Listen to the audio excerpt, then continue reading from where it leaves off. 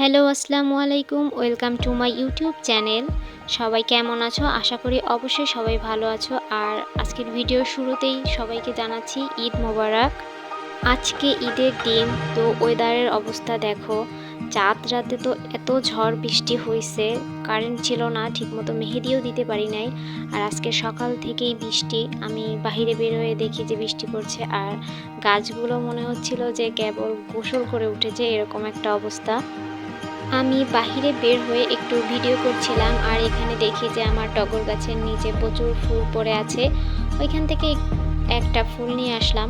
পরে মা ডাকছিল সেমাই খাওয়ার জন্য। ঈদের দিন সকালে তো সেমাই না খেলেই নয়, এটা খেতেই হবে মাস্ট।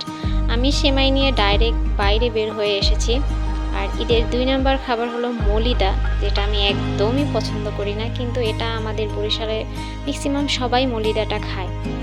আর এরপর আমি মেহেদি দিয়েছিলাম একটু অন্ধকারের ভিতরে, কোনো রকম একটু মেহেদি দিয়েছিলাম। ঈদের দিন তো একটু মেহেদি দিতেই হয়, নাইলে হাতটা খালি খালি লাগে। মানে সবার হাতে মেহেদি থাকবে, আমার হাতে থাকবে না, এটা তো আর ভালো দেখায় না। তার জন্য মোবাইলের লাইট জ্বালিয়ে আমি চাঁদ রাতে মেহেদি দিয়েছিলাম।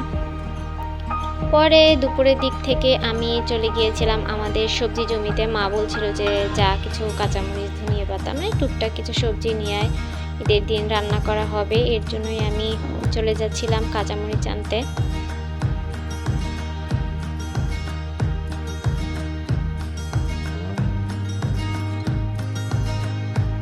তো এই তো চলে এসেছি আমি আমাদের সবজি বাগানে। এসে তো দেখি পুরা সূর্যমুখী ফুলে আমাদের জমি ভরে আছে। এত সুন্দর লাগছিল ফুলগুলো দেখে, মনে হচ্ছিল যে আমি আমার ঘরের সামনে নিয়ে গিয়ে লাগাই। তো এটা তো আর করা সম্ভব না, এখানেই সুন্দর হয়েছে। তো এগুলোই একটু ভিডিও করছিলাম। এরপর আমি কাঁচামরিচ নেওয়ার জন্য জমির ভিতরে গিয়েছি। গিয়ে দেখি যে ওইরকম কাঁচামরিচ আসলে বড় হয়নি, ছোট ছোট ছিল। এর ভিতর থেকেই আমি বেছে নিচ্ছিলাম একটু বড় বড় দেখে, আসলে এগুলো আরও বড় হবে, ওরকম বড় হয়নি। তো বেশি প্রয়োজন ছিল, এর জন্যই নিচ্ছি।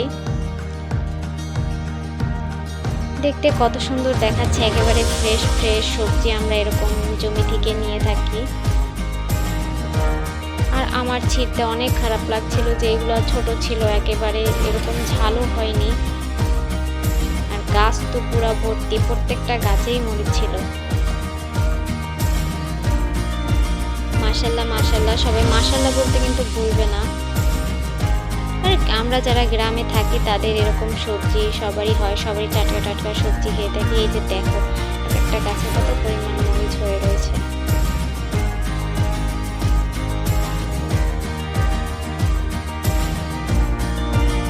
আমি এখানে খুঁজে খুঁজে দেখছিলাম আর কোথায় কোথায় বড়তা পাওয়া যায়। আসলে বড়তা না নিলে ছোটটা নিলেও শুধু মরিচই দেওয়া হবে, কিন্তু ঝালটা হবে না। এই আমি আমার যতটুকু লাগবে ততটুকু নিয়েছি, বেশি আমি ছিঁড়িনি কারণ ছোট ছিল। আর এখানে পুঁইশাক মাশাল্লাহ অনেক ভালো পুঁইশাক হচ্ছিল। আসলে বৃষ্টির কারণে 2 দিন বৃষ্টি হচ্ছে, এর জন্য আরও গাছগুলো বেশি ফ্রেশ দেখাচ্ছে। আর এপাশে আমাদের কিছু ধনিয়া পাতা হয়েছিল, এখন তো শীত নেই বললেই চলে। তো তারপরও আমরা খাবার জন্য কিছু লাগিয়েছি, ওইগুলো এরকম বড় হয়নি, ছোট ছোটই রয়ে গেছে। এতে ফুল হয়ে গেছে, এর জন্য বেশি করে তুলে তুলে নিয়ে খাচ্ছি আমরাও, আবার সবাইকে দিয়ে দিচ্ছিলাম।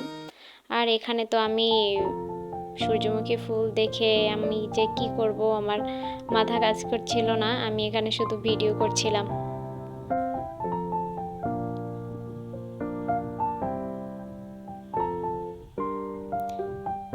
তো এরপর একটু ওই সাইডে গিয়েছিলাম, ওইখানে দেখি লাল শাকও হয়েছে ভালো মাশাল্লাহ।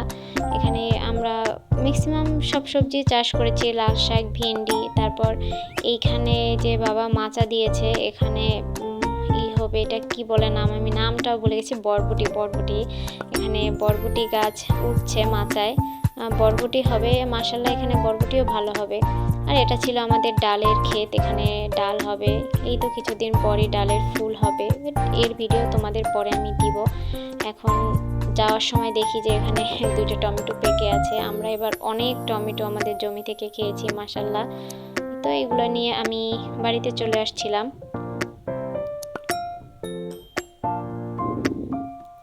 তো ঈদের দিনটা এরকমই সারা বাড়ি একটু হাঁটাহাঁটি করছি, ঘুরছি, এইভাবেই কেটে যাচ্ছিল। আর পরে তো এখানে আমাদের প্রায় রান্না বাড়া শেষই হয়ে গেছে।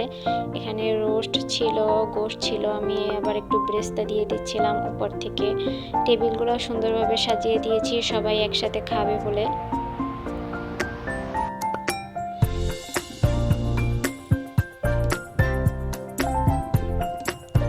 আমি এবার সামান্য কিছু একটু খাবার নিয়ে বসেছিলাম যে দেখি খেতে পারি কিনা, আসলে রোজার পরে তো আর খাওয়া যায় না।